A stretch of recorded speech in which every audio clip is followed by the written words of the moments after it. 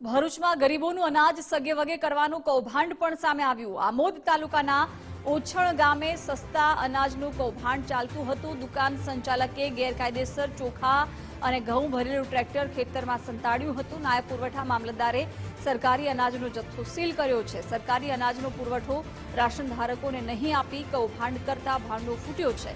ખેતરમાં સંતાડેલું ટ્રેક્ટર અનાજના જથ્થા સાથે ઝડપી લેવાયું છે। અનાજનો જથ્થો તેમજ વાહનો જપ્ત કરી નાયબ મામલતદારે કાર્યવાહી કરી છે। વિગતો મેળવીશું દિનેશ પાસેથી। દિનેશ, અનાજ સગે વગે કરી દેવાનું આખું કૌભાંડ સામે આવ્યું છે ભરૂચથી, શું વિગતો છે?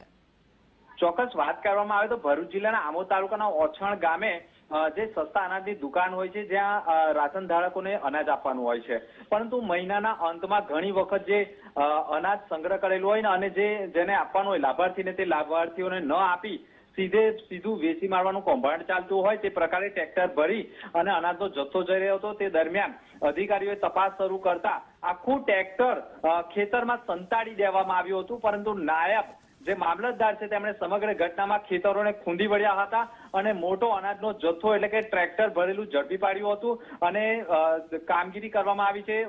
તમામ મુદ્દામાલ જપ્ત કરવામાં આવ્યો છે અને જે અનાજ ધારક જે સંચાલક છે તેની સામે કાર્યવાહી કરવામાં આવી છે, પરંતુ અનાજનો જથ્થો ઘઉં અને ચોખાનો મોટો જથ્થો ઝડપી પાડવામાં સફળતા મળી છે અને હાલ મામલતદાર દ્વારા રિપોર્ટ કરી પોલીસની ફરિયાદ દાખલ કરવાની કવાયત પણ કરવામાં આવી રહી હોવાની માહિતી મળી, પરંતુ સાચા અર્થમાં અરજદાર જે રાશન ધારકો હોય છે તેમને એન કેન પ્રકારે અનાજનો જથ્થો નહીં આપીને સીધું ગરીબોના મોઢાનો જે કોળીઓ છે તે છીનવી લેવાનું કામ આ લોકો કરતા હોય તેવું પ્રથમ દ્રષ્ટિએ દેખાઈ રહ્યું છે।